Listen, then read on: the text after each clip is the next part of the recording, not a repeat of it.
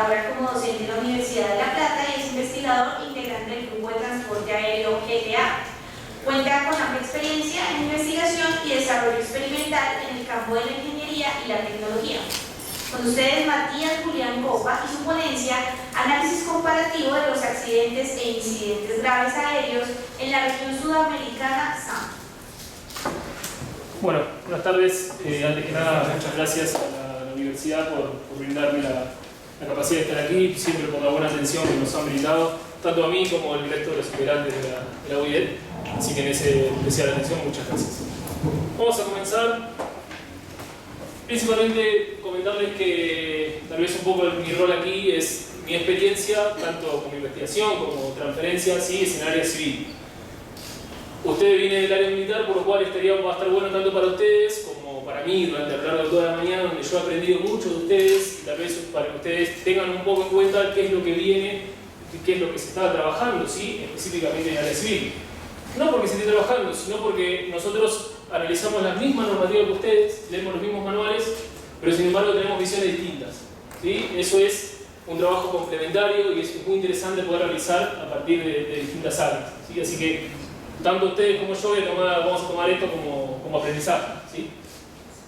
Bueno, OASI, como ustedes saben, cada 3 o 4 años lo que brinda son lineamientos estratégicos. En estos lineamientos estratégicos lo que se dan son distintas normativas y manuales asociados. Uno de estos lineamientos principales estratégicos es el de seguridad operacional. Específicamente cuando hablamos de seguridad operacional, tal vez aclarar un poco que lo que se busca es fortalecer, ¿sí? A nivel de OASI, fortalecer a los estados brindándole las capacidades y las herramientas, específicamente en tema de seguridad operacional. Como bien citaba Lorena, uno de los principales documentos, que es uno de los más novedosos que tenemos a lo largo de estos últimos 2-3 años, es el GAS, ¿sí? Donde se brindan las principales prioridades y herramientas, tanto a nivel de Estado, ¿sí? Como a nivel una aerolínea, un operador aéreo, para contar con las herramientas suficientes para mejorar la seguridad de la aviación. Entonces, vamos a un poco el concepto de seguridad operacional. ¿Sí? Obviamente ustedes ya lo deben, bueno, algunos están comenzando, ¿no? Pero algunos también tienen mucha experiencia en seguridad operacional, pero si analizamos específicamente qué es lo que está dentro del concepto de seguridad operacional, vemos algunas palabras. Vemos algunas palabras que tienen todo un mundo, como se dice en Argentina, ¿sí? Poseen todo un mundo detrás. Si hablamos de riesgos, ¿sí? Y hablamos de medidas a un determinado nivel aceptable. Entonces pensando, ¿quién me va a determinar a mí el nivel aceptable? Una determinada autoridad, ¿sí? Y cuando hablamos de riesgos, estamos hablando, ¿sí? Lo que, específicamente cuando hablamos de riesgos, que es lo que vamos a profundizar en la charla de hoy, es probabilidades, severidades asociadas a un determinado peligro, ¿sí? Estas 3 palabras, ¿sí? Poseen una diferenciación en los conceptos y es importante entender bien qué es cada una de esas 3 palabras, porque las medidas que nosotros vayamos a aplicar para mitigarlo y llegar a un nivel aceptable dependen de lo que nosotros entendamos como el concepto de uno de cada uno de esos 3. Bien, entonces, fíjense, en el 2003 decíamos que la seguridad operacional, y es un poco lo que dijo Sergio hoy, en el 2003 la seguridad operacional estaba relacionada con las personas y las propiedades relacionadas a la aviación civil, ¿sí? Obviamente en el 2003, porque ya la seguridad operacional es un concepto que se viene trabajando ya hace muchos años, pero en el 2003 ya estamos hablando de un sistema dinámico, ¿sí? Que constantemente se va actualizando. También estamos hablando de medidas de mitigación y una determinada autoridad que lo iba a aceptar o no aceptar. ¿Cuál es la diferencia que vemos? Por ejemplo, en un concepto, el mismo concepto de seguridad operacional al día de hoy, ¿sí? Hay conceptos que son iguales. Sistema dinámico, bien, perfecto. Medidas de mitigación, un nivel aceptable brindado por la autoridad. Pero lo que vemos es que ahora ya no hablamos de personas ni infraestructura o una aeronave, sino que hablamos de todas las actividades y todo aquello que tenga que ver dentro de la actividad aeronáutica, ¿sí? Ya las personas y las infraestructuras y las propiedades están dentro de ese sistema, ¿sí? Es decir, vamos un poquito más arriba, no nos enfocamos tanto en las personas y en la infraestructura, sino a lo largo de todo el sistema. ¿Sí? Eso es a donde vamos a intentar llegar al concepto. Bien, un poco la historia que es a lo que más o menos queríamos apuntar es, en 1970 se entendía la seguridad operacional específicamente con los conceptos relacionados a los factores tecnológicos, ¿sí? Materiales, algo que ustedes también conocen muy bien, materiales, ¿sí? Tecnología, procesos de fabricación, cómo todo eso fue aumentando y cómo eso influía, ¿sí? Influía en la seguridad. Eso fue uno de los principios que se entendía como seguridad operacional. Luego fue obviamente evolucionando y llegó a los factores humanos, ¿sí? Factores humanos, algo que ustedes tienen muy en cuenta, pero no me voy a detener mucho aquí, pero ya a partir de los 90 se entendía las capacidades e incapacidades y problemas que podía llegar a tener un individuo, ¿sí? Y se trabajaba la seguridad operacional sobre ese individuo. ¿Qué pasa? Evolucionó y ese individuo no está solo, trabaja en un entorno, ¿sí? En una organización. Entonces, a partir del año 2000 se empezó a entender a la seguridad operacional al individuo dentro de una organización, ¿sí? Esto a su vez siguió evolucionando. ¿Por qué? Porque las organizaciones ya no se encuentran separadas, ¿sí? Se encuentran dentro de un determinado sistema, dentro de un sistema donde hay otras organizaciones, ¿sí? Y ese es el último concepto de seguridad operacional. Cuando tenemos distintas organizaciones que trabajan entre sí de forma conjunta, ¿sí? Para disminuir las posibilidades de riesgos asociados a la operación aérea. Es así que se forma, como decía bien hoy Sergio, el concepto de cultura de la seguridad operacional, ¿sí? ¿Qué es lo que se necesita para que haya cultura de seguridad operacional? Unas creencias, valores, ¿sí? Tendencias, conductas. Nosotros, si tenemos todos este tipo de conceptos relacionados y aplicados en los distintos niveles, no solo de una organización, sino de distintas organizaciones, es cuando vamos a estar hablando conceptualmente del concepto de cultura de seguridad operacional en su totalidad, ¿sí? Ahora bien, ¿de qué depende la seguridad operacional? Como decimos, ¿sí? Confianza, organización, implementación, colaboración entre los distintos, tanto de la persona individuo solo como de las distintas sectores o organizaciones, y a su vez la principal ejecución, ¿sí? La principal causa de que podamos llevar adelante una cultura de seguridad operacional es a partir de la aplicación, esto también comentó Sergio, ¿sí? De la aplicación de normativas, ¿sí? Aplicación de recursos asociados a normativas. Entonces, ¿cuál es la principal normativa que podemos guiarnos? ¿Sí? De OASI, ustedes saben que tenemos el Convenio de Chicago, ¿sí? 1944. A su vez, el Convenio de Chicago posee unos determinados anexos, ¿sí? 19 anexos. Bien. Perfecto, 19 anexos. Nosotros vamos a trabajar sobre el anexo 19, como ustedes ya saben. Sí, me imagino que ya lo habrán analizado, lo habrán leído. Bien, si uno hace un ejercicio para darse cuenta la importancia de la dinámica con distintas organizaciones, ¿cuántas veces creen ustedes que el anexo 19 va a ser mencionado, ¿sí? O se va a relacionar con los otros anexos? Muchísimas. Exactamente, ese es el concepto. Bien. Fíjense que se relacionan con distintos anexos. ¿Por qué? Porque claramente tiene que ver con las operaciones aeronáuticas, con las distintas licencias de personal, con investigaciones de accidentes, claramente, ¿sí? Entonces, a partir de allí, ojo, estos nexos, si uno analiza estos nexos, fue creciendo a medida que fue avanzando el anexo 19. Si ustedes saben que el anexo 19 tuvo varias etapas. Al principio el anexo 19 era algo más único, ¿sí? Después fue creciendo y abarcando otros anexos, ¿sí? Bien. Solamente una introducción. El anexo 19, como ustedes saben, posee dos focos, ¿sí? El SSP, que deberían ser las políticas de Estado en materia de seguridad operacional, y a su vez el SLMS, que son todas las políticas asociadas a la gestión de la seguridad operacional, ¿sí? Importantísimo este comentario que está aquí, ¿sí? Tanto las políticas de Estado, y esto puedo hablar en el caso de Argentina porque trabajo con las autoridades de aviación civil de Argentina. Las políticas de Estado asociadas a la materia de seguridad operacional no son de un momento a otro, tardan años en desarrollarse, ¿sí? Comienza desarrollándose un procedimiento, luego otro procedimiento asociado a un operador aéreo, luego asociado al aeropuerto, ¿sí? Pero todo eso toma un determinado tiempo de evaluación. ¿Por qué? Porque dentro de esas políticas de Estado hay intereses, ¿sí? Entonces, OASI lo tiene claro que esos intereses van a llevar un determinado tiempo de maduración de ese sistema de seguridad, ¿sí?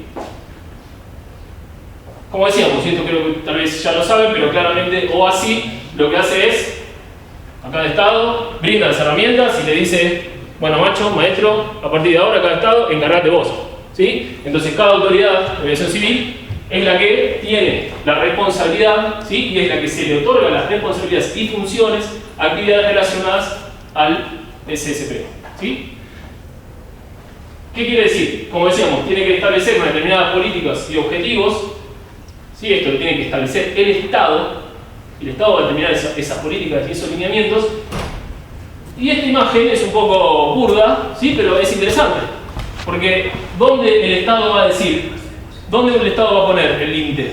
¿Sí? Entonces, cuando hablamos de nivel aceptable que veíamos en la definición de seguridad operacional, tiene que ver con eso, ¿sí? Con específicamente el nivel aceptable lo va a brindar el Estado, pero OASI ya te dice que lo tenés que hacer, ¿sí? Bien. ¿Va mejor este? Bueno, vale. Brindamos. Creo que sería el... ¿Pruebo?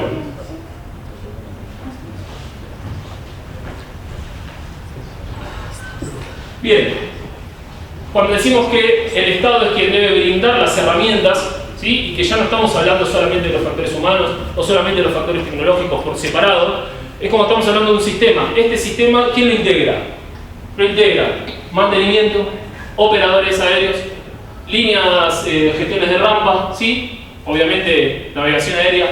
Todos estos sistemas deben de correlacionarse y el Estado debe garantizar esa correlación para que se logre el objetivo de la seguridad operacional. No nos podemos, sería no atrasar, sino sería solamente una visión parcial, analizar solamente uno de los casos, porque OASI mismo es la que te dice, todo esto funciona con un determinado sistema, ¿sí? Y este sistema, ¿sí? Y este sistema, cada uno de estos agentes, o cada una de estas organizaciones va a tener su SMS, va a tener sus procedimientos, va a tener sus certificaciones, va a tener todo su proceso realizado y bajo normativa. Ahora a su vez, el SSP a nivel estatal debe de garantizar que no solo esto se cumpla, sino que haya una relación entre uno y otro, ¿sí? Y créanme que cuando uno empieza a analizar los accidentes, muchas veces analizar de forma singular un caso es donde uno comete un error, si uno comete una imparcialidad. Cuando uno analiza los factores contribuyentes, como los peligros, ¿sí? Los factores contribuyentes, como comentaba, ¿cómo se llama el chico de anterior? Alejandro, ¿sí? Los factores humanos representan el 60%. Sí, es verdad, y lo vamos a demostrar hoy, porque ese es uno de los objetivos del trabajo. Los factores humanos representan uno de los factores, es uno de los principales factores contribuyentes. Bien, pero no podemos no analizar uno de otro sistema, ¿sí? Como decíamos, ¿sí? Si estos lineamientos se deben impartir de forma oficial e institucionalizada a partir de la autoridad aeronáutica de cada país. Bien, entonces, ¿cuál es el objetivo un poco de la charla de hoy? Básicamente lo que vamos a tratar de esto podemos hablar de un SSP, podemos hablar muchísimo tiempo, ¿sí? El objetivo de la charla de hoy es simplemente analizar estos tres puntos, ¿sí? Investigación de accidentes, que es a lo que vamos a tratar de apuntar, identificación de peligros y evaluación de los riesgos. Estos son algunos conceptos que son difíciles a veces de diferenciar, ¿sí? De acuerdo a muchas conversaciones que podemos llegar a tener en la vida cotidiana, y cómo esos riesgos se pueden gestionar. Entonces, OASI nos dice qué tenemos que hacer en el anexo 19, pero a su vez nos dice cómo lo tenemos que hacer, ¿sí? Que para eso son los manuales. Los manuales nos brindan las herramientas de cómo tenemos que implementar eso. Específicamente el manual de gestión también es un documento para aquellos que van a trabajar bastante seguido con este tipo de documentos, y lo que nos brinda son las herramientas para implementar un SSP o un SMS, ¿sí? Pero leyéndolo y yendo a un lugar específico de este manual, ¿qué es lo que leemos? Leemos que nos dice que el SMS, al igual que el SSP, es un proceso de maduración, toma tiempo, claramente que toma tiempo, bien, pero a su vez nos dice que hay que buscar en esa implementación del SMS un equilibrio, ¿Sí? Un equilibrio de qué? De las políticas relacionadas, obviamente, a los costos asociados a implementar ese SMS. ¿Sí? Ahora bien, si uno aplica esas políticas, lo que tiene que tratar de buscar, siempre vamos a estar trabajando en algunos márgenes de la seguridad. ¿Sí? Entonces, el dilema de la gestión, que es el 2.4 de lo que no habla el manual, es, bien, fíjense, tengan cuidado usted, aplicador o sea, tanto un aeródromo, un estado, tenga cuidado que si usted va a aplicar un procedimiento, ¿sí? Va a tener que gastar un determinado dinero, ¿sí? Siempre va a haber un riesgo asociado. Lo que vos, Estado, debés garantizar de que ese riesgo sea aceptable, ¿sí? Y ahí es otra vez donde el Estado debe estar. Continuamos. Ups.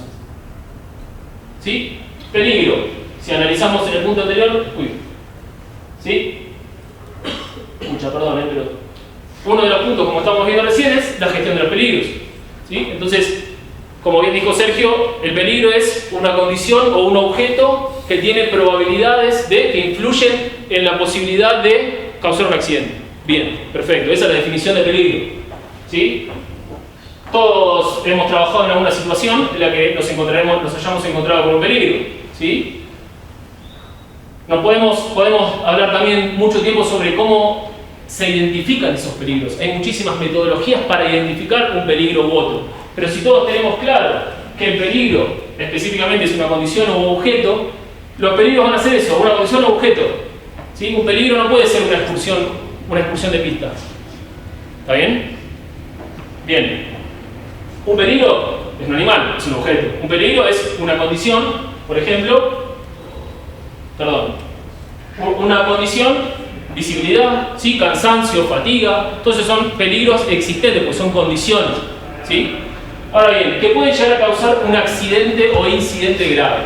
Entonces, ¿qué entendemos por accidente o incidente? ¿Sí? Tal vez esto, no sé si ya lo tienen bastante manejado, lo estudian, ¿sí? Pero básicamente, muy por arriba, vamos a hablar de accidente bajo distintos niveles, ¿sí? Pero cuando tenemos un daño a la aeronave, un daño a las personas o bien una desaparición de ambas situaciones. Y eso es lo que se define como accidente a grandes rasgos. Perdón, todas estas definiciones no son sacadas específicamente del manual, ¿sí? No son cuestiones mías, son sacadas de otra investigación, son específicamente pegadas. Me pasa para no pegar parte del anexo porque a veces queda feo, son sacadas específicamente de la documentación. ¿Qué tenemos por incidente? ¿Sí? Un incidente es todo aquello que haya infringido, que haya llegado, que pueda haber llegado, digamos, superado los límites de la seguridad operacional, pero que a su vez no se llegó a esta condición. ¿Sí? Eso vamos a entender como un incidente o un incidente grave. Aquí tenemos mucho para hablar, ¿sí? Distintos tipos de accidente, grave, pero básicamente es eso. Entonces, cuando hablamos de por qué la importancia de la identificación de los peligros, ¿cómo puedo gestionar o querer mitigar algo que no lo tengo bien identificado? ¿Sí? Es por eso la importancia que yo decía, es fundamental identificar bien el peligro. ¿Sí? La priorización, claramente, como si yo lo tengo identificado y priorizado, mi gestión va a ser a qué peligro ir a mitigar. Entonces, como decíamos, ¿sí? Tenemos condiciones, ¿sí? U objetos. Básicamente vamos a tener esas dos clasificaciones. Y la importancia de discriminar entre peligro, consecuencia y riesgo. Que yo entiendo, pero muchas veces uno en el día a día trabajando dice, no, pasó tal cosa, tal consecuencia. Son cosas distintas. ¿Sí? Hay que saber bien identificar, separar una u otra. Vamos a dar un ejemplo. Un avión aterrizando. ¿Sí? Una condición crítica. ¿Sí? Sabemos que el momento de aterrizaje es una condición crítica. Y tenemos un asfalto en malas condiciones. El peligro es la pista en las no condiciones aceptables. ¿Sí? Este va a ser el peligro. ¿Cuál va a ser la consecuencia? La consecuencia, puede haber más de una consecuencia. ¿Sí? La consecuencia puede ser tan leve como es recambio de cubiertas, ¿sí? O puede llegar a tener un accidente grave. O sea, esto va a ser un accidente, tal vez menor, ¿sí? Pero podemos tener casos de accidentes graves, ¿sí? Por el mismo peligro, distintas consecuencias. Y este es el caso, esto en realidad, no sé si alguno lo conoce, se llaman IMAS, son superficies que se ponen después de la reza para que la aeronave, cuando llega a esa situación, después de la resa, ya está. ¿Sí? Después del área de seguridad de extremo de pista, ya se supone que no hay más áreas de seguridad, esa es la última, ¿sí? Hablando de un aeropuerto. Entonces, se incluyen este tipo de superficies para específicamente disminuir la velocidad de la aeronave. Otro caso, justamente hablando de resas, ¿sí? Aeropuerto de Madeira, no tiene resa, no tiene, tal vez, perdón, yo si hablo, resa todos se entiende que es el área de extremo de seguridad de la pista, ¿no? O sea, la pista tiene áreas de seguridad y una es específicamente al final del umbral, que son específicamente 90 por 60 metros. Este aeropuerto no posee. Entonces, un peligro es ausencia de resa. La denominación es ausencia de resa, ¿sí? La consecuencia puede ser distinta, ¿sí? Podemos llegar a tener un overrun, ¿sí? Con muertes asociadas, o simplemente un overrun donde la persona, digamos, el piloto se salvó. Claramente son accidentes, ¿sí? Pero las consecuencias son distintas. Seguimos, viento. Creo que todos entendemos que el viento es un peligro, ¿sí? Es algo normal. El viento no lo podemos. Peligro. Si uno habla de identificar los peligros para mitigarlos, no quiere decir que no vamos a estar siempre, no lo podemos sacar de encima, ¿sí? Los peligros siempre van a estar presentes. El viento es un peligro, es una condición según una magnitud anormal para el piloto para aterrizar, ¿sí? Entonces el viento es un peligro. Ahora bien, la consecuencia se define como el resultado de la acción de ese peligro específicamente en nuestra operación. ¿Cuáles pueden ser las consecuencias? Las consecuencias pueden ser ninguna, como un touch and go, ¿sí? O bien pueden ser catastróficas, ¿sí? Como una expulsión de pista.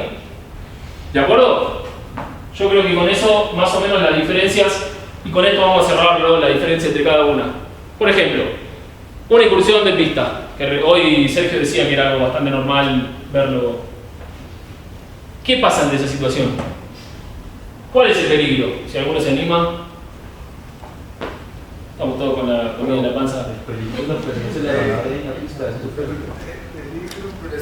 es que la incursión en pista sería una consecuencia también. Bien ahí. Una consecuencia que siempre va a estar relacionada con factores humanos, sea por parte del ATC o sea por parte de la ATC. Bien, entonces, perfecto. Pero Sí. desde un punto de vista, porque para el piloto que está aterrizando el peligro de la aeronave que está en la pista. Bien, algo que no pasemos por arriba, siempre hay que hablar en términos operacionales, ¿sí? Siempre en términos de la operación. O sea, uno dice viento, bueno, en realidad viento es condición meteorológica adversa para el estado de aterrizaje, para la situación de aterrizaje, ¿sí? Esa es la denominación. Y perdón por eso esta vez. Pero siempre hablar en términos operacionales, ¿pero por qué? Porque a la hora de mitigar, uno tiene en cuenta, tiene claro cuál es el peligro específico. En este caso, el peligro es una mala comunicación. No se sabe si puede ser una mala comunicación entre el servicio de transporte, la navegación, o bien el sistema de balizamiento. Claramente porque estamos en una situación en que aquí sí hay un servicio de navegación, ¿sí? Pero hay condiciones que podemos tener una incursión en pista donde no hay servicio de navegación. En ese caso, ¿qué pasa? Hay una falta, ¿sí? De infraestructura asociada al balizamiento, ¿sí? Entonces el peligro en sí vendría a ser una mala señalización. ¿Cuál es la consecuencia? Bueno, la consecuencia puede ser el accidente más catastrófico a nivel internacional, ¿sí? El accidente de los rodeos en Tenerife, 570 personas muertas, o bien puede ser algo gradualmente lo que es accidente leve, ¿sí? Una expulsión de pista. ¿De acuerdo? Bien. Entonces, todos tenemos en claro que los peligros son algo tangible, que los podemos cuantificar, digamos, los podemos identificar. Ahora bien, el riesgo es una percepción. ¿Sí? ¿Por qué es una percepción? Porque ahora, desde el peligro, que es algo tangible, a determinar el riesgo, vamos a tener dos conceptos más, que es la probabilidad y la gravedad. No me quiero meter mucho en lo que es identificación de gestión de riesgo, matrices de riesgo, pero es importante que ustedes entiendan que esta evaluación de riesgo ya es más perceptiva. ¿Que quién la va a tener que realizar? La va a tener que realizar un panel de profesionales que entienda de la materia, ¿sí? Entonces, y ahora el concepto de seguridad operacional empieza a mutar un poco más y a ser cada vez un poco más complejo, ¿sí? ¿Por qué? Porque este riesgo es el cual la autoridad aeronáutica o la autoridad competente es que va a decir ese riesgo es aceptable, tolerable o no aceptable, ¿sí? Entonces, vamos a tratar de meternos un poquito más allí, ¿sí? Matriz de riesgo, todos las han visto, han trabajado muchas veces, me imagino que es algo normal para todos, pero lo que es importante son los distintos conceptos, ¿sí? Como decimos, probabilidad de ocurrencia, severidad, ¿sí? Y las distintas facetas o niveles de riesgo. Ahora bien, yo me pregunto, hoy Sergio decía, si yo cruzo una montaña con condiciones meteorológicas, la probabilidad es mayor que de tener un determinado riesgo. ¿Quién te dice que la probabilidad es mayor? Un experto. Un experto, bien. La estadística. Bárbaro. Bien ahí, el experto, ¿qué tiene en su conocimiento para decir que algo es más probable que no? Una estadística. ¿La estadística de dónde viene? De datos. Que a partir de esos datos se generaron modelos y a partir de esos modelos el experto, obviamente con una experiencia, va a decir, sí, eso posee una probabilidad que no es sumamente improbable, sino que es improbable, ¿sí? O así, en el anexo 19 no dice cuánto vale esto. No dice, esto es 1 cada 1000 operaciones y esto es 2 cada 1000 operaciones. En ningún momento lo dice. ¿Qué es lo que dice? Saca la llave y le dice, toma Estado, vos arreglate. ¿Sí? Entonces otra vez lo mismo, el Estado es el que debe decir, establecer esto. Y ahí hay una dificultad que vamos a tratar de hablar un poco más adelante, pero la gravedad es mucho más fácil, ¿sí? Porque la gravedad sí está más estandarizada. Si tenés muertes, sí o sí es catastrófico. Si tenés un daño estructural, llega a ser importante. Y esto es más fácil el tema de la gravedad. Pero la probabilidad tiene un valor mucho más difícil de cuantificar porque, como dijiste vos, requiere datos estadísticos, ¿sí? Y cuando hablamos de datos estadísticos es a donde es específicamente el objetivo de la charla de hoy, ¿sí? Los datos estadísticos en la región sudamericana. Vamos a continuar. Más profundo aún, ¿sí? Imagínense, vamos a poner, estas son matrices de riesgo y no importa lo que diga aquí, ¿sí? Yo se los tapo, pero son matrices de riesgo de distintos países en gestión de seguridad operacional. ¿Qué quiere decir esto? Si uno mira con atención, si uno se para en el punto 2A y vas a operar, por ejemplo, no voy a poner el nombre, pero bueno, esto es porque, insisto, no quiero poner nombre, esta matriz es de Uruguay, pero esta matriz es vieja, ¿sí? La han actualizado. Ahora vamos a ver por qué la actualizaron, pero si uno se para en este punto 2A, vos podrías operar con medidas de mitigación. Ahora, si te vas a esa que es específicamente de Europa, no podés operar, ¿sí? Si venís a este país, Argentina, ¿sí? Podés operar. Bueno, pero con medida de mitigación. ¿Qué pasa si vamos al 1A? En el 1A, acá tenés un riesgo medio. Podés operar con medida de mitigación. Acá lo mismo. Ahora, pero si te vas a Uruguay, podés operar sin ninguna medida de mitigación. Está claro que una medida de mitigación tal vez es camiones de tierra para nivelar una franja, ¿sí? Eso es inversión. Entonces, ¿cómo puede ser que un mismo peligro, ¿sí? Un mismo peligro ya solamente no solo hablando de una operación aeroportuaria, sino un mismo peligro como un factor humano, tenga distintas matrices de riesgo, ¿sí? En distintos países represente algo distinto? Eso es una descoordinación a nivel internacional, ¿sí? ¿Qué es lo que se está apuntando a nivel regional? Las LAR, ¿sí? Las LAR sí tratan de mantener una matriz de riesgo, obviamente cada país puede hacer el suyo, ¿sí? Pero tratan de codificar una matriz de riesgo para que todos los países pertenecientes a la región asociada con las LAR tengan la misma matriz, ¿sí? Sí, perdón. Matías, Sí. eso lógicamente, como lo hablamos antes, va asociado también al costo de operación. Claramente. Ese país, dentro de esa evaluación, dice qué tan aceptable para él puede llevar a hacer ese riesgo. Claramente. No, lógicamente para Europa dirá, tenemos todos los recursos, tenemos el dinero, tiene el Maneja- apoyo del gobierno, pues Pero- para nosotros no es Correcto. aceptable. Y manejan unas aeronaves con mejor tecnología, una mejor capacitación, entonces para ellos esto es lo válido. Sin duda, es bárbaro. Sí, sí. Pero Sí. puede haber un elemento adicional y es el elemento cultural, y la base lo ha trabajado. Entonces, los latinoamericanos culturalmente somos un poco improvisadores, desprevenidos, no tenemos tanta precaución, inclusive nos parece rato que no, por lo menos a quien no está enfocado en la cultura de la seguridad operacional, le parece a rato exageradas las medidas de seguridad que pueden manejar los norteamericanos o los europeos. Claro. Es un elemento cultural y por eso es que acá Existe una diferencia, correcto, sí, sin duda, pero por eso es que cada estado y en realidad a nivel regional debería de discutirse eso. Pero la realidad es que, por ejemplo, Argentina, esta la desarrolló hace un año y ustedes se piensan que la habló con alguien, o sea, no quiero, porque yo trabajé en el desarrollo con ellos para llegar a esto, ¿sí? Pero cada país ¿sí? tiene sus limitaciones. Entonces, ahí hay todo un mundo que, si quieren, después profundizamos.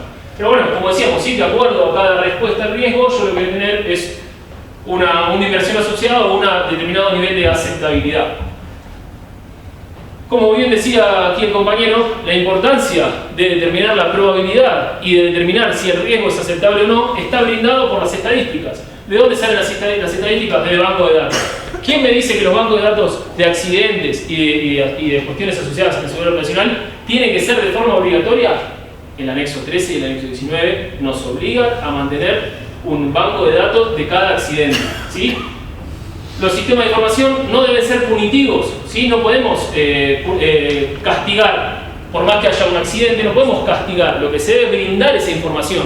A partir de esa información es donde nosotros vamos a generar modelos de riesgo asociados para determinar si una operación es aceptable o no es aceptable, ¿sí? Pero la importancia de la base de datos, ¿sí? A nivel internacional se utiliza la base de datos ADREP. No sé si la conocen, es un software compartido con todo el mundo, sí, que es de OASI, en donde uno carga, ¿sí? uno en la computadora, lo que hace es cargar los determinados accidentes, todos los accidentes, carga un accidente y uno tiene literalmente cientos y cientos de campos para llenar, ¿sí? Por ejemplo, de una excursión en pista uno puede llenar cientos de campos, desde qué había comido el piloto ese día de la mañana, ¿sí? Hasta qué pasó el día después. ¿Por qué la importancia de tantos datos llenar? Porque esos datos es lo fundamental necesario para generar los modelos, ¿sí? Mi pregunta es, ¿ustedes creen que los estados completan tanto los informes de accidentes como lo que pide OASI? Se lo dejo a su criterio, ¿sí? La realidad, que es un poco también lo que vamos a ver hoy, Colombia es uno de los países que mejor completa los informes de accidentes. ¿Sí? Los informes de accidentes que salen, ¿sí? que son, creo que la autoridad es la GERIAC o algo así. ¿Cómo? Bien, esa autoridad es una a nivel regional es una de las que mejores completa los informes de accidentes, ¿sí? Pero bueno, o sea, yo comentaba el ejemplo, en Uruguay hay 2 personas solamente dedicadas a la redacción y a la investigación de accidentes. Como pueden, en Argentina son 15, en realidad, son 30 con todo el organismo, pero son 15 personas con todos los accidentes. Ustedes imagínense lo que es el desarrollo de un informe, ¿sí? Todo lo que ello lleva aparejado. Entonces, cuando dicen no lo completan, es porque hay una falta de inversión asociada a eso, ¿sí? No es porque hay una mala intención, es porque hay una falta de inversión, una falta de política institucional asociada a los informes de accidentes. Pero bueno, vamos a continuar, ¿sí? Dijimos que las estadísticas es lo fundamental que necesitamos para la gestión de riesgo. Fíjense que pasaba de 1996 a 2005. El índice de accidentes por millón de pasajeros estaba en el orden de 0.4, 3.2, 9.7 en África, esto es hace 15 años. ¿Qué vemos hoy? Claramente hay una disminución, ¿sí? Es decir, estamos volando más, ¿sí? El tráfico aéreo ha aumentado, pero los accidentes por millones de operaciones ha disminuido. Entonces sí que ha habido un avance en lo que es seguridad operacional.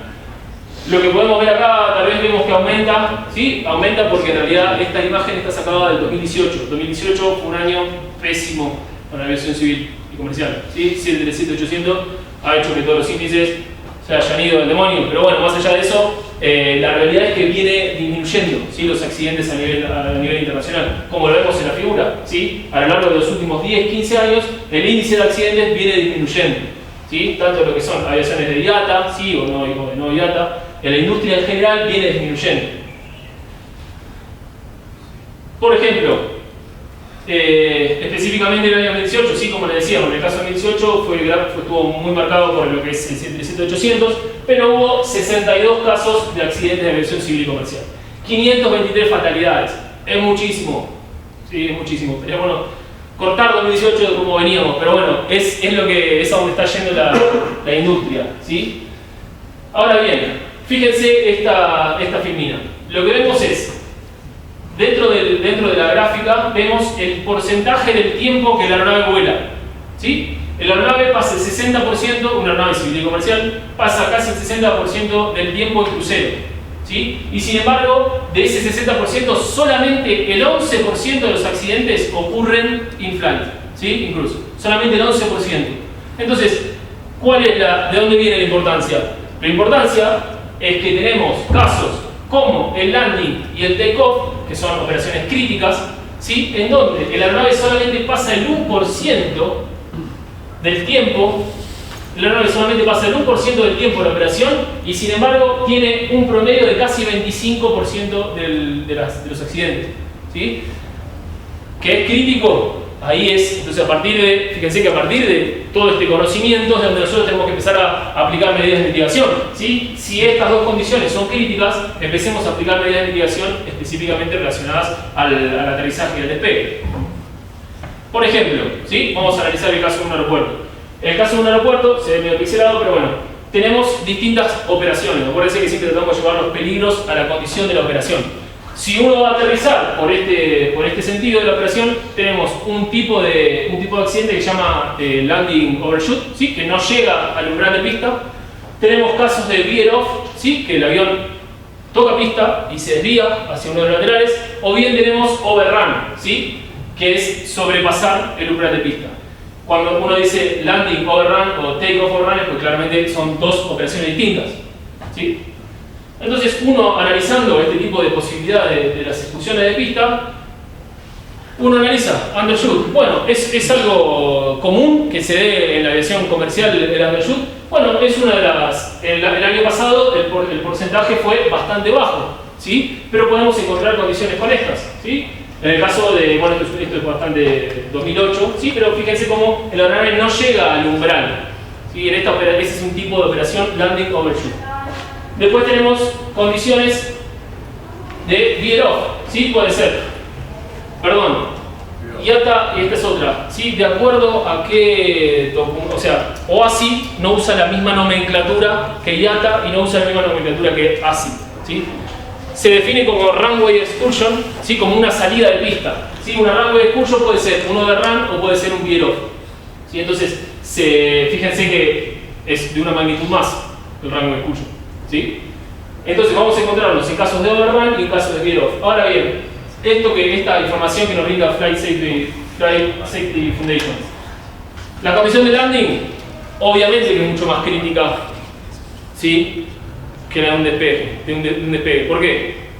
Por la energía, ¿sí? La energía de la velocidad de la aeronave con la que viene no es la misma aquí que aquí, ¿sí? Las condiciones no son las mismas.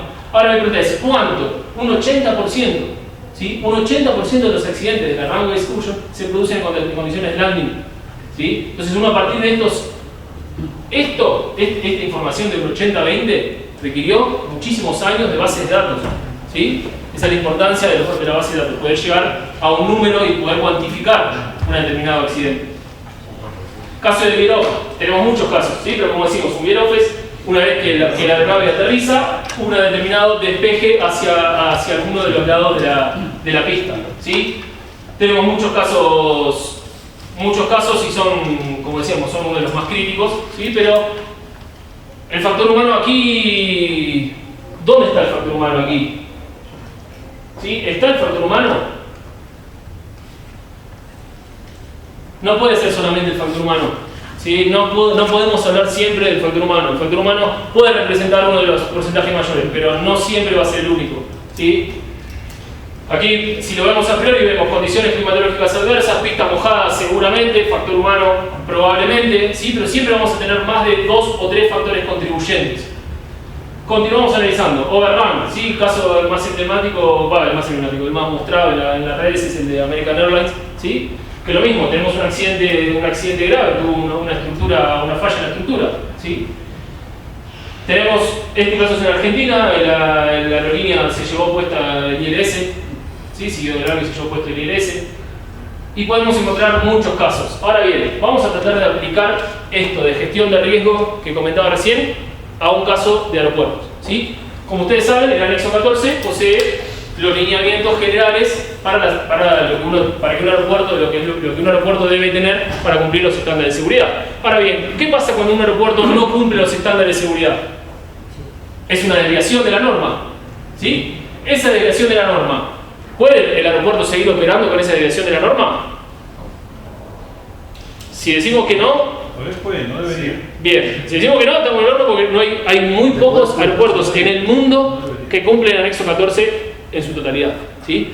Hay muy pocos, son contados con lo de la mano, los que cumplen el anexo 14 con su totalidad. Los que no lo cumplen, ¿qué se hace? Se hace un estudio aeronáutico. Es una junta. Bien, se hace ahí viene una junta. Fíjense, está bueno para vos es una junta, bien, por eso para vuestra formación es una junta. Para mi formación es lo mismo una junta, pero reunión de expertos se le dice. ¿Sí? Reunión de expertos.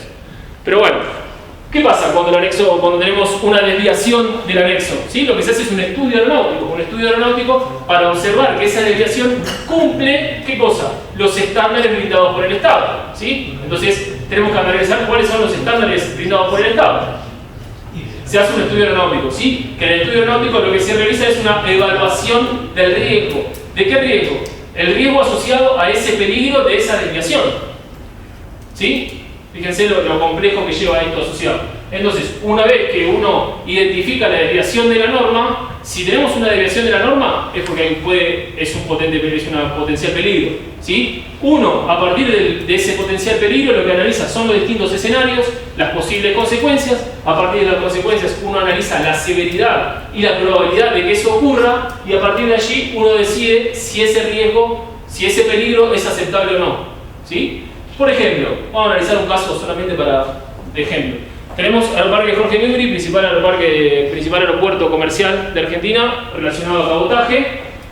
Vamos a hacer un estudio de riesgo de específicamente unas plantas de combustible que se encuentran en esta situación. Lo que se hace es analizar las posibilidades operativas del aeropuerto, ¿sí? Las distintas áreas de seguridad, y uno lo que va a analizar es si estas aeroplantas, ¿sí? Si estas aeroplantas que son de Shell y PF de Acción, que están ubicadas a una determinada distancia, son riesgosas o no. ¿Sí? Uno puede llegar a decir eso, ¿son riesgosas o no? ¿La autoridad aeronáutica te lo va a permitir? ¿Sí? Acá la pregunta fue, la autoridad aeronáutica en algún momento me lo permitió. ¿Qué quería hacer YPF? Quería poner un aerotanque más cerca de la pista. ¿Sí? Entonces uno de los estudios es, mirá, vamos a hacer una evaluación de riesgo. Para eso viene un poco el objetivo. ¿Qué es lo que se hace? ¿Sí? Se analiza con distintos modelos de probabilidad, ¿sí? Un modelo de probabilidad que me va a decir a mí cuándo es la ocurrencia, ¿sí? Cuán probable es que ocurra ese accidente. Entonces, a partir de la determinación de la probabilidad de modelos desarrollados con base de datos sólidas, ¿sí? Uno puede generar esta matriz, claramente la gravedad catastrófica, ¿sí? Estamos hablando de una planta de combustible, y uno permite decir, bueno, esto lo toma la autoridad aeronáutica y dice, bueno, esa planta ahí está bien puesta, pero poner algunos dispositivos de seguridad para tal condición, ¿sí?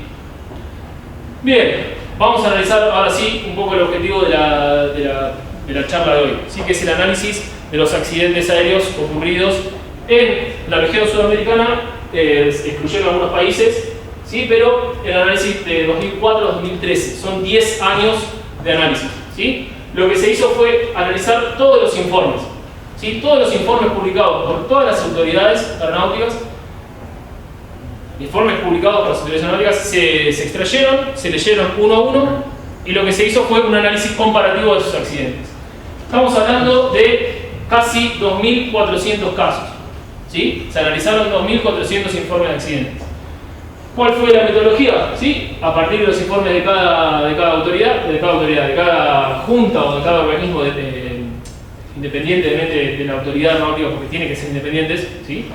Lo que se hizo fue caracterizar cada uno de estos análisis, es decir, información del accidente, qué tipo de aeronave, historia de la aeronave, historia del grupo motopropulsor, la tripulación, importantísimo, ¿sí? Y cuáles fueron los factores contribuyentes, es decir, aquí adentro están los peligros, ¿sí? Pero fíjense la forma de hablarlo, ya son peligros, sí, pero algunos de estos factores contribuyentes son peligros, pero al momento del accidente hubo más de un peligro que contribuyó, ¿sí? Es importante cómo lo vamos a determinar.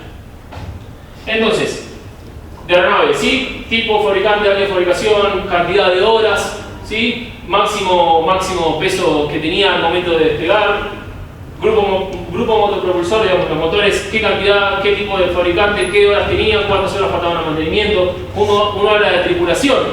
Fíjense, la tripulación es analizar qué edad tenían y cuántas horas voladas tenían, ¿sí? De esos 2.400 accidentes. Es una comparación importante, ¿sí? Porque uno puede llegar a determinar cuáles son las aeronaves que más tienen accidentes, ¿sí? O cuáles son el tipo de tripulación que más tiene accidentes, si son mujeres, si son hombres con una determinada cantidad de edad, si son mujeres con una determinada cantidad. Todo eso permite una sólida base de datos, ¿sí? Cuando hablamos de factores contribuyentes, y aquí es donde también nos tenemos que hablar un poco más, fíjense que los factores humanos son uno de los puntos, ¿sí? Pero también estamos hablando de cuestiones meteorológicas, sistema y equipo de aeronave es fundamental, ¿sí? Porque claramente uno de los factores contribuyentes es que puede que haya un determinado error, ¿sí? Una determinada complicación en el sistema de la aeronave, y esto lo podemos asociar a motores o al sistema, a los distintos sistemas, sistema neumático, hidráulico, mecánico, ¿sí? Falló el sistema neumático y a partir de allí el piloto tomó una mala decisión. Bien, ahí tenemos dos factores contribuyentes, un sistema y una mala decisión, ¿sí? Bien. Otro tipo de análisis es principalmente qué tipo de operación era, ¿sí? Sumado si es regular o irregular, y a su vez qué tipo, en qué parte del vuelo se encontraba, ¿sí? ¿Cuál es la parte más grave? ¿Sí? ¿Qué gravedad es la que mayor podemos encontrar en cada una de las instancias? Bien, ¿cuáles fueron los resultados? Ya con esto vamos a cerrar. ¿Cuáles fueron los resultados de estos 2.300 accidentes? Fíjense que los accidentes han ido aumentando a lo largo de los últimos 15 años. ¿Sí? Tanto de aviación comercial como de aviación general. En su mayoría son de aviación general, casi el 75%. ¿Sí? Si alguno me quiere hacer la pregunta después, yo no me voy a enojar, pero ¿cómo puede ser que a nivel nacional, a nivel internacional aumente y a nivel regional, a nivel internacional disminuya y a nivel regional aumente, ¿no? Si alguien me lo quiere preguntar, después me pregunta. Pero bueno, estos son un poco los resultados. Encontramos que hay un determinado aumento, ¿sí? ¿Dónde tenemos la mayoría de los accidentes? Esto es de los accidentes totales. Vamos a encontrar una gran cantidad en Brasil, fíjense, el 35%, Colombia tenemos casi el 12%, Argentina un 30%, ¿sí? Estos son los distintos países que se analizaron. Eso fue la cantidad de accidentes que se analizaron de cada país, ¿sí?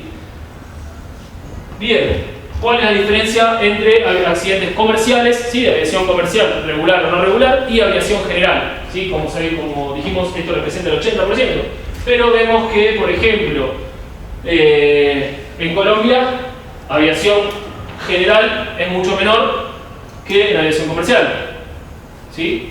En Argentina también aviación general posee una mayor pedazo de la torta, digamos, ¿sí? Respecto a la aviación comercial. No quiere decir que, digamos, más allá de que hay más accidentes de aviación general que de comercial, pero a su vez dentro de la torta posee una mayor participación, ¿sí? Distintos tipos de condiciones de vuelo, fíjense, fatales y no fatales, ¿sí? Claramente en ruta es donde más accidentes de forma fatal vamos a encontrar, ¿sí? Claramente condiciones en tierra o despegue o aterrizaje es donde accidentes no fatales no vamos a encontrar. Estas son cosas obvias, ¿sí? O que tal vez uno puede percibir, sí, bueno, ahí tenés menos cuánto, ¿sí? Bueno, el porcentaje a partir de lo cual uno puede llegar a empezar a trabajar son estos números, ¿sí? Cuando hablamos en ruta tenemos el caso de SAT 340 en Argentina, una aeronave, un ATR que se congeló los sistemas antihielo. Los pilotos, una vez que ya estaban, ustedes saben que lo que hacen es desplegar los sistemas antihielo ante un determinado espesor, ¿sí? Cuando se quiso dar cuenta ya era tarde, ya se había formado una determinada cantidad de capa que no lo podía despegar. Y bueno, claramente son fatales porque, digamos, esto es lo que queda, no queda muy poco. Casos de aterrizaje, el más emblemático a nivel regional es el caso de Congonhas, ¿sí? Donde, sí, no sé si se acuerdan que una 320, ¿sí? Se lleva puesto una estación de servicio, ¿sí? En Brasil, sí, 2007. Bien, fíjense algunos Años de fabricación de las aeronaves. Uno creería a priori que las aeronaves más viejas tienen más accidentes respecto a las nuevas. ¿O no?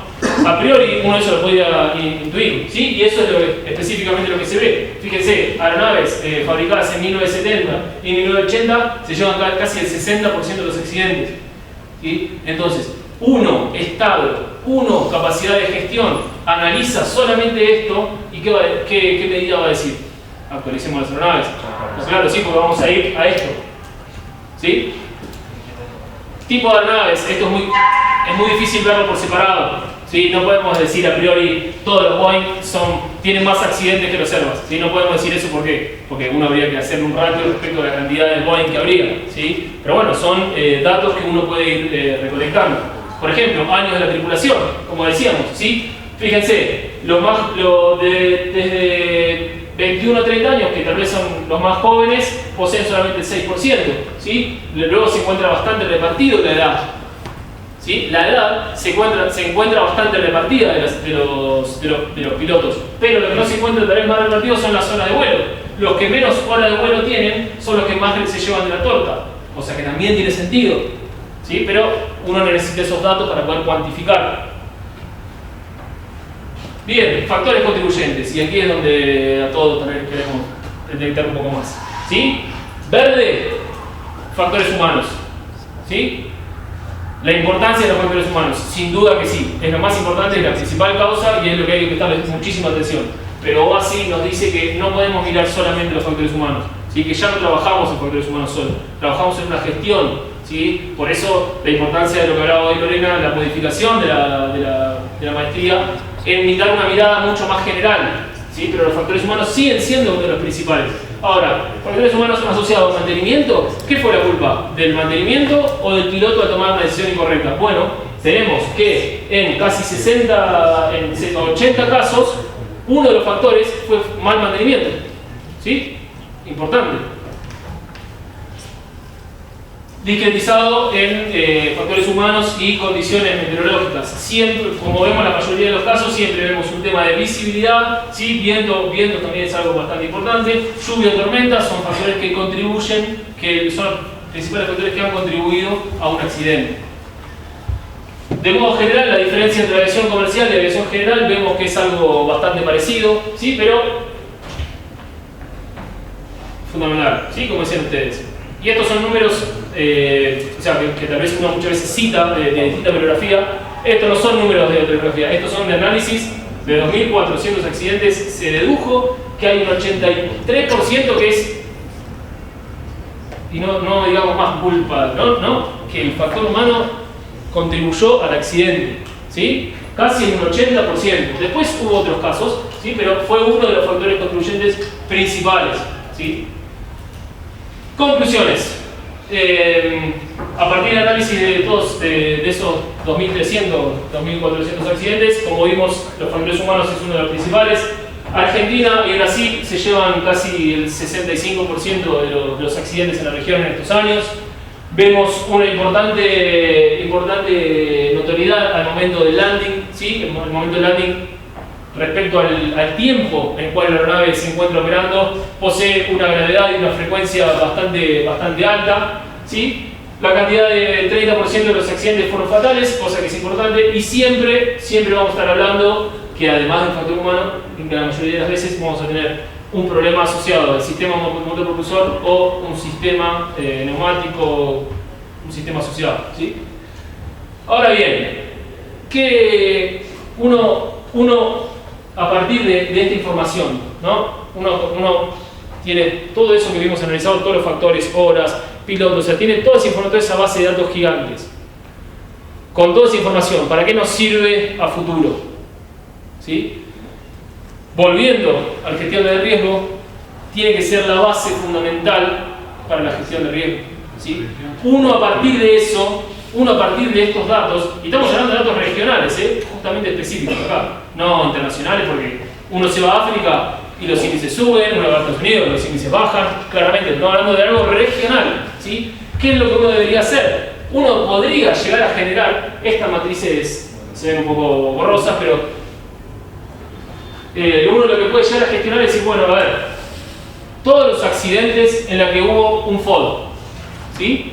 Hubo, de 2.300 accidentes, hubo 500 accidentes en la que hubo un FOD. Bien, en esas condiciones, ¿cuánta gente se murió? ¿Qué tipo de gravedad? ¿Sí? Uno podría asociar una gravedad y una frecuencia a cada uno de esos peligros. ¿Sí? De esta forma, y solo de esta forma, eso es lo importante, de esta forma uno puede decir, pará, no cruce la montaña, ¿sabes por qué? Porque visibilidad junto con esto, con este peligro, estamos en la banda roja. No, no se puede. ¿Sí? Eso lo tiene que hacer un grupo de expertos. Un grupo de expertos, un jurado, sin duda que sí. Pero lo tiene que hacer a partir de esta información. ¿Sí? A partir de la información de datos estadísticos, de modelos desarrollados. ¿Sí? La importancia de las bases de datos. Hasta ahí llegó mi exposición. ¿Cualquier pregunta? Sí.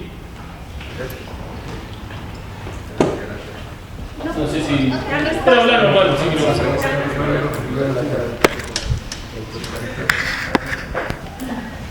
La pregunta del ciclo de bullying, pero... No, pero está interesante. Primera vez que veo esa gráfica, la última con la que cerró. Porque... Si uno Perdón, sí, perdón. Si quieren ponerla esta Dale. vez, no sé si los demás ya la habían visto. Yo es la primera vez que veo esta gráfica, no la había visto. Seguramente con o sin intención lo hemos realizado de esa manera, pero yo nunca he graficado. Lo más cercano fue por allá hace como 10 años que me dio un curso de ¿qué fue que nos dio usted, Torres? De confiabilidad. A mí veíamos un programa que podía graficar algo similar, ¿cierto? Pero me parece muy interesante y bueno, de ahora en adelante vamos a ver cómo tratamos, porque correcto, no hay medios donde, no hay riesgos donde usted exactamente lo pueda valorar en amarillo, verde o rojo, o en 2A o en 3A. Pueden haber puntos medios que es importante analizar. Claro. Y por qué se dan esos puntos. Entonces me parece muy interesante esto. La pregunta. Usted fue incisivo durante toda la presentación en como tratar de salvaguardar que no todo era factor humano. Sí. ¿Cierto? No sé si fue solo mi percepción. No, o era intencional. Intencional. Era intencional. Nosotros acá en Colombia, por lo menos en la Fuerza Aérea, clasificamos en tres los eventos o los accidentes en tres factores: humano, técnico y operacional. Esa es nuestra clasificación. Sin embargo, somos al contrario incisivos en decir que el factor humano está inmerso en todos y que de ahí se desprenden factores contribuyentes. Bien. ¿Cómo lo hacen en su país o cuál era la intención de tratarnos de mostrar que no siempre el factor humano está en todo? Bien, ¿Claro la pregunta? Vamos a la primera pregunta. Esto, lo que hicimos nosotros de análisis de estos 10 años, vamos primero a lo primero. El análisis de estos 10 años se hizo para la GIAC, o sea, vino la autoridad de accidentes y nos pidió que hagamos esto. ¿Sí? Esto es un análisis que hicimos para ellos. A partir de este análisis se abrieron muchísimas líneas de investigación. Una de esas líneas de investigación fue esta. Entonces, ellos, después de un año que nosotros entregamos el trabajo, nos dijeron: pará un minuto, mirá, ¿podríamos hacer este análisis? Sí, lo hacemos, y a partir de ahí trabajamos otro año y generamos esto. Ahora, si vos me preguntás, fíjate que dice improbable, al menos una vez cada 5 años, ¿no? Y después dice excepcional, una vez cada 10 años. ¿Quién me dice a mí que esto es excepcional y probable? No me lo dijo nadie. Nos sentamos una vez con la autoridad y dijimos: bueno, a ver, mirá, nosotros proponemos esto. No, mejor hagamos esto. Fue un diálogo en conjunto, pero es muy difícil de ver esto, pero porque no hay ninguna autoridad aeronáutica que te diga cuánto vale esto. Porque si la autoridad aeronáutica te dice lo que vale esto, se está amarrando. Y ahí viene el problema. O sea, si una autoridad le dice: no, mira, esto es 1 por 10 a la menos 8 operaciones, quiere decir que seguramente uno va a un aeropuerto y dice: mira, ese objeto que está ahí tiene que ser un aeropuerto. ¿Por qué? Porque tiene que ser un aeropuerto. Tiene que abrir una medida de mitigación. Entonces los estados son retinentes a poner estos valores. Pero este tipo de matriz fue una construcción que hicimos con la Junta. ¿Sí? Yendo a la otra pregunta, digamos, es algo que tal vez yo quise decir, ¿sí? Pero es algo que a nivel internacional OASI está planteando, ¿sí? Que no solo analizar solamente los factores humanos, sino trabajar el factor humano dentro de todo un sistema, ¿sí? Que lo que yo veo es que ustedes hablan mucho de eso, pero como tal vez como decís vos, pero no, pará, porque fíjate que si hablas de esto uno lo desglosa y hay muchos factores que contribuyen. Es lo que decía yo al principio, digamos, yo aquí no vengo a imponer O sea, yo hablo de una forma de la experiencia del ámbito civil y ustedes una forma del ámbito militar, pero fíjate que se juntan, ¿sí? Al final es lo mismo. ¿Pero por qué? Porque estamos hablando del mismo anexo, ¿sí? Pero la mirada es distinta de los lados, pero básicamente al final es lo mismo. Yo creo que es lógico lo que ustedes plantean, pero digamos, yo también lo que vine a hablar un poco más es hablar sobre el sistema, porque es lo que Oasis viene hablando, ¿sí? Desde un operador de rampa hasta navegación, hasta las personas que están construyendo el aeropuerto, tienen que tener un SMS, ¿sí? Nosotros a partir de este análisis, luego de un par de años empezamos a trabajar como agentes externos a la GIAC como consultores, ¿sí? Y en esas consultorías uno ve que sí, hubo por ejemplo una incursión de pista, esto pasó hace 2 meses, una incursión de pista, estaban construyendo el aeropuerto. Y la persona que estaba construyendo de frente de la terminal cruza la pista justo cuando viene una aeronave, ¿sí? Obviamente uno empieza a analizar el principio de factores humanos, pero cuando uno empieza a analizar, o sea, la posición de la GIAC hoy en día de Argentina está bien representada por distintos países, tiene como una cabecera en lo que es análisis regional, ¿sí? Dijo, bueno, analicemos el SMS, o sea, analicemos la planificación de gestión de seguridad del operador de rampa. Analicemos el SMS de la empresa constructora. Y cuando analizaron el SMS de la empresa constructora y del sistema de comunicación, se dieron cuenta que el principal factor no había sido el humano. Sí, sin duda, fue una mala comunicación. El de Torre no le dijo nada, el que estaba cruzando entendió cruzar, como puede pasar. Pero lo que la GIAC y lo que Oasis entiende, que ahí no está el problema. El problema fue que la empresa constructora tenía un SMS planteado junto con la de aeropuertos, el operador del aeropuerto, los dos tenían un SMS, pero nunca se habían conectado. Y esa falta de conexión, ¿sí? Esa falta de conexión hizo que el día que habían construido un camino perimetral para que no pase eso, el operador de rampa no lo sabía. Y pasó eso. Entonces, a eso me refiero, ¿sí? O sea, uno a priori dice, mala comunicación, le dijo mal, entendió mal, pero si uno va un poco más atrás y dice, sí, el factor contribuyente, sin duda, uno entendió mal. Pero analicemos qué es lo que pasa en toda la... También la culpa la tiene la aerolínea, ¿sí? En realidad, en ese caso, Aerolíneas Argentinas pudo liberarse porque venía de espaldas, ¿sí? Y los sistemas de comunicación en tierra, ustedes saben que tienen VHF y algunos no están movilizados y tampoco se guardan, entonces ahí hubo todo un sistema, pero básicamente lo que le quería decir es eso, ¿no? O sea, mirar un poco más arriba, pero factores humanos, como decíamos, el 80% son factores humanos, hay que prestar atención, sin duda. ¿Alguna otra pregunta?